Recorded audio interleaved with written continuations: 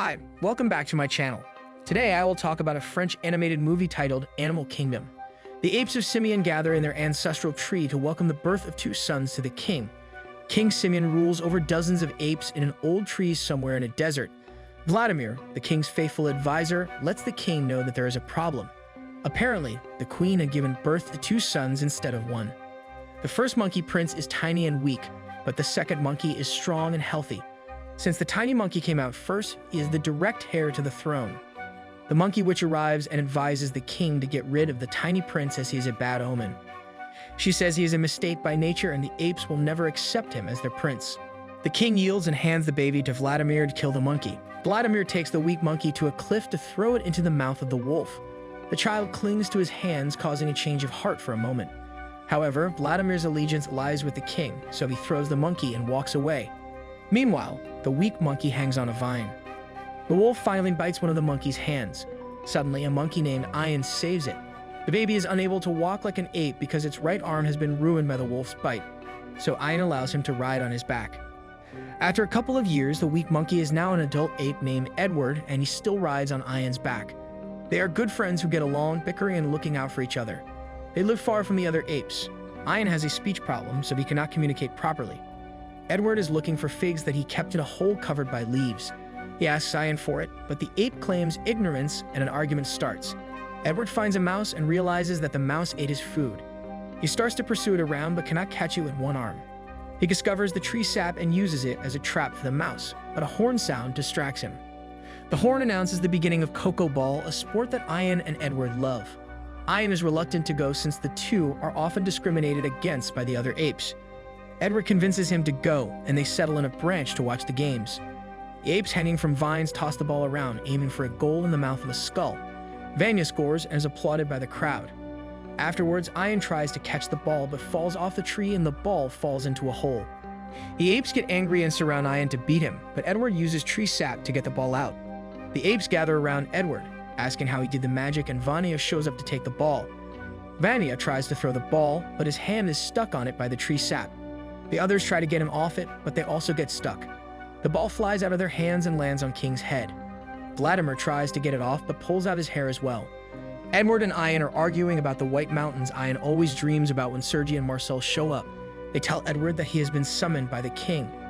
In the king's presence, Edward is accused of practicing magic. Edward explains once again that it is not magic but a few tricks he discovered. He makes a crown from leaves and a mirror by pouring water into a leaf.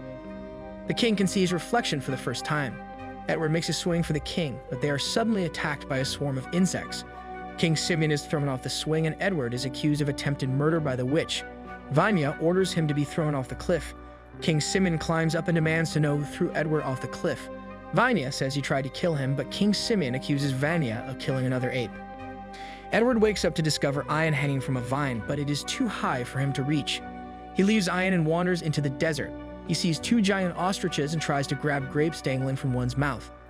As a result, he learns to stand on 2 feet like a human. A pack of wolves appears and the trio starts to run. The other monkeys see him running and cheer him on. The trio runs into a field filled with rhinos and makes it past them until the rhinos start running from wolves as well. Edward reaches the end of the path. Seeing that Edward is about to be crushed by the rhinos, King Simeon jumps in and tries to save him. He fights off some of them, but is badly injured from the fight. King Simeon tells Edward that he is his father before he dies. Vanya takes Simeon's body away and tells Edward not to even consider themselves brothers. Vanya is crowned king and he dismisses Vladimir for failing in his duty. Sergi takes over Vladimir's work. Instead of taking a wife, Vanya makes a declaration that all the apes will be at his disposal and that he has absolute command over all of them. The storm starts and becomes violent. Edward discovers Lucy in the tornado and falls in love with her. He chases after her and they become friends. Edward teaches her to stand on 2 feet, and they discover fire. Excited, Edward takes a piece of the fire back to the apes and talks about it. They do not welcome him and stone him. Disappointed, Edward leaves with Lucy. He chases a wolf away with the fire and settles into the cave with Lucy. The other apes watch Lucy and Edward learn to catch fruit and hunt animals. Edward has also learned to tame the wolf.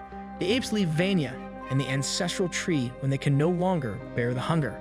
The witch summons the tree spirit to frighten the apes, but a young ape named Diego decides to follow the sound and discovers that there is no spirit of the tree. It has all been the witch. Gazella, a female ape who has always loved Vanya, decides to stay back. Lucy does not welcome the apes after what they did to her and Edward. The apes talk to Edward and make him intercede on their behalf. They promise to only eat and go, so Lucy lets them in. They eat, but they don't go. Vanya and Gazella continue to watch the apes for months as they build themselves a new village. Lucy and Edward are married and expecting a son. They decide to name the child after Edward's friend Ian. Meanwhile, the witch has been plotting revenge on the apes for abandoning the ancestral tree. Lucy rests at home while Edward helps the village with the construction work. All the apes now work on 2 feet like Edward. An argument arises between Sergi and the new apes who are looking for shelter. Sergi says there's no shelter and banishes them.